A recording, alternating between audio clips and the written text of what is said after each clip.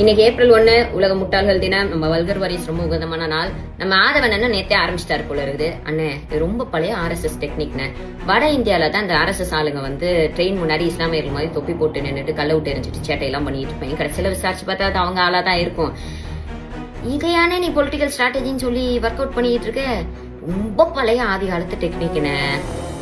நீ 50-60 பேரு RSS கேண்டிடேட்டை நிப்பாட்டும் போதே நினைச்சேன்னு கண்டிப்பா அந்த டெக்னிக் எங்கேயாச்சும் ஃபாலோ பண்ணுவேன்னு.